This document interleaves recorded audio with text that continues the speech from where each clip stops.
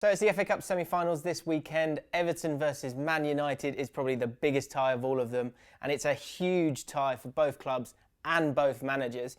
I'm joined by Ped from ToffeeTV and Sam from United Peoples TV.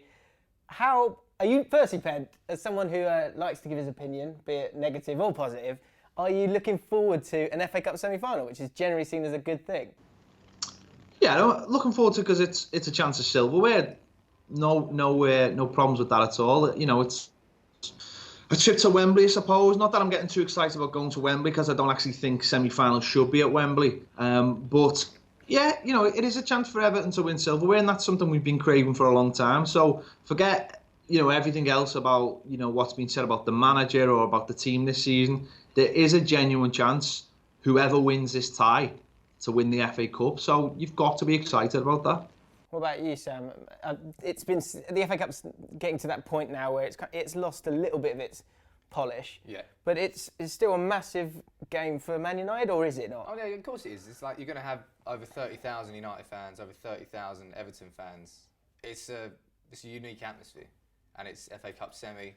I completely agree with Ped. I don't know why we know why the semi-finals are there, so Wembley can get a bit more money out of it, but they shouldn't be there. You loved it at the neutral grounds. It kind of had the more of the romance, and when you got to Wembley, it was the final day. So it's the only day rather now than semis and finals both being at Wembley. But United haven't won it in like 11 years now. I'd love to win it. Yeah, it's been a long time. And 1995 since the last time Everton won it against Man United. Go on quickly, take us down memory lane. How was that game? It was dull, to be fair. You don't mind that though, do you? No. It was dull when you look back, but when you were there on the day, it was. I just remember, obviously we went in massive underdogs. Remember the media wanted the Spurs versus Manchester United final. That was the dream final. It was the year when Jurgen Klinsmann was at Man United. We knocked them out in the semi-final, beating them 4-1. And the final itself, it was, I think we all felt that year like we were going to win it. Sometimes you get that feeling. We scored quite early on. We rode our luck in the second half. Neville Southall had to make some really good saves. But I suppose we deserved it for the whole run, not just the final. So that was the last time we won it. We never thought on that day that we wouldn't be winning another trophy for 21 years. So we were there in 2009 as well when we beat Man United in the semi-final. So it's about time from an Everton point of view. It's not just about winning a trophy. It's about getting over that hurdle of not winning a trophy. We there in '85 as well, Ped? I wasn't there in '85. No, I was. It's a shame. I was a little bit too young, and the crossover between my our fella wanting to enjoy himself and me being a child was a little bit too close. I was at the Charity Shield in '85 when we beat Man United 2-0 in the Charity Shield, but that doesn't really count for much, does it? But no, '85 people forget. Everton had just won the league, won the European Cup Winners' Cup. I'd had 2 days rest and went into an FA Cup final, probably still not even sober. So and to go to extra time with Man United just showed how good we were that year. But no, we've done all right against Man United at Wembley in the last few years. So let's hope that continues on Saturday. Yeah, this game will definitely be a defining moment in both Man United and Everton's season, and it could be a defining moment for both Louis van Gaal and Roberto Martinez. Which manager needs to not lose more, Sam? Martinez. I think somehow United are in with a chance of actually getting a top 4 finish this season. I don't know how, but we are. We're 4 points behind Arsenal. We're 5 points behind City. Got a game in hand on City though, and Arsenal have to play City. But Van Gaal's expectations when he came to the club was to win trophies. He's a Man United manager. It's kind of it's part of the parcel, isn't it? And this is the closest he is probably going to get before he gets sacked, because I think he's gone in the summer. I personally consider it to be inevitable. So So you say it's inevitable then. So the other side of the coin, if you do win the FA Cup, does that save his job? No. Him winning the FA Cup and sneaking into the top 4 does not gloss over what we've seen since November this year. It would be, I think it would be a terrible idea to give him the job for a 3rd year, because we've seen this process, we've seen this trajectory we've been on, and we've hit the brick wall. I think it was in January, and we've never came out of it. And I'm sure Peg can say the same about Martinez, but it might have happened earlier than January. Yeah. So the other side of it for you, Ped, if you win it and then go on to win the FA Cup, does that save Martinez or not? Not for me. You know, Martinez has already won an FA Cup at Wigan and got them relegated, and but that was an achievement. Still, Wigan were a side who were punching above their weight, and he kept them up for a good few seasons and won the FA Cup, which is what fans want. They want to win trophies, don't they?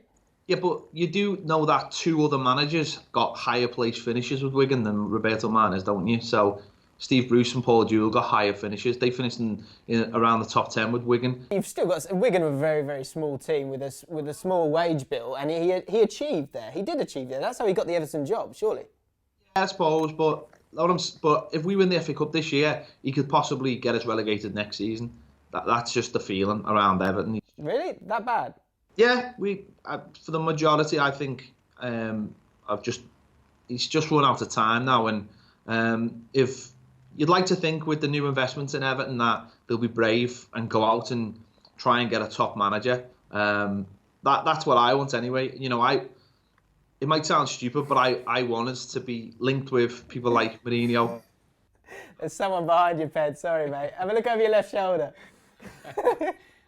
I want us to be linked with people like Mourinho, whether people think that's nonsense or not. I want to see us be linked with the top managers in Europe. That's because we should have good money now to do that. And Roberto Martinez doesn't fit in, and he's failing. At the end of the day, he's failing.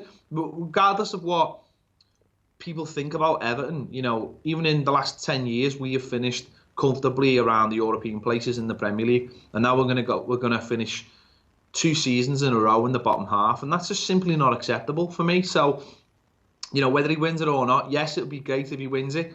It would be great for the fans. We deserve it, but for me, that would be good night to Roberto Martinez. And because ultimately, I guess the frustration is that you've got an exciting team there, and it's about expectations, and they're not reaching those expectations, right?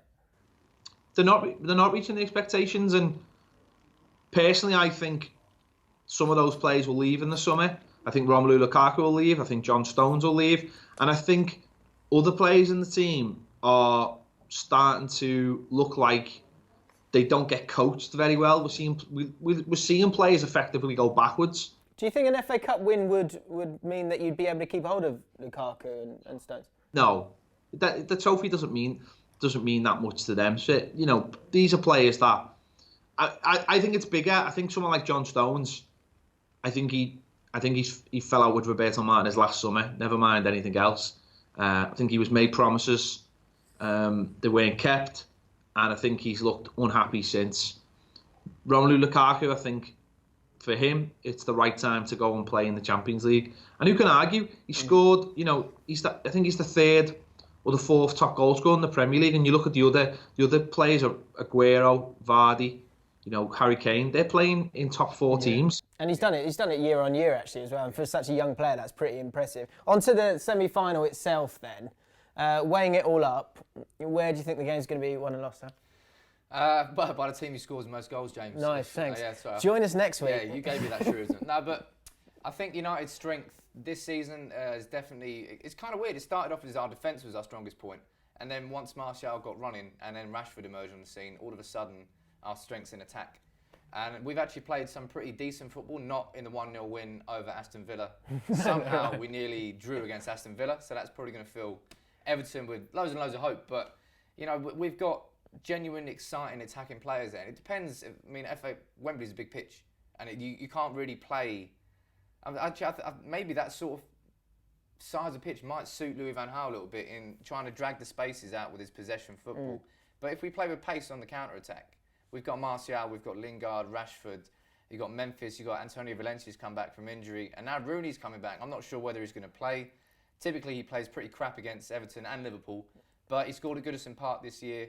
He scored at Anfield this year. Maybe this is a year where he's actually going to start. Yeah, possibly. I mean, you've won both games this season in the Premier League. If you're putting your optimistic hat on, Ped, and you're going to win this game, who's going to be the key player to do it for you guys? It's going to be Rom, isn't it? It's going to be Romelu Lukaku, probably in tandem with Ross Barkley or Alan Lennon. The chances have dried up quite recently. You know, we haven't been scoring as many goals, but we've saved our best performances for both cup competitions this year. And against Chelsea, you know, we approached the game completely different. We were in Chelsea's faces. We were getting at them. We were aggressive. We don't approach games like that in the Premier League. The league is different because obviously teams can set up to try and get a point off you, but the cup is all about winning, and that's why I think Roberto Martinez is actually a good cup manager rather than a good league manager. I think it's actually going to help the game that. Chris has not got his top on now. Sorry, mate. Carry on. Make it play it. That is not going to help the game. I think it's going to help the game that both teams are away, because I think both teams have saved their best performances from the pressure of playing at home this season. Both teams seem to like to play on the counter-attack. So it's almost going to be counter-attack versus counter-attack. So let's have a prediction. Sam? I'm going to go for United in extra time. United in extra time. Score? 2-1 after extra time. After extra time. Ped? I'm going to say it's going to be 0-0 going into extra time, and then we're going to win 3-2. What? It's just going to turn into absolute chaos. That sounds wicked. Fingers crossed. So let us know your predictions in the comments below. If you want to see all the footage and build up to this huge game, check out United Peoples TV and ToffeeTV. And if you enjoyed the video, make sure you like it and subscribe to the Ball Street channel.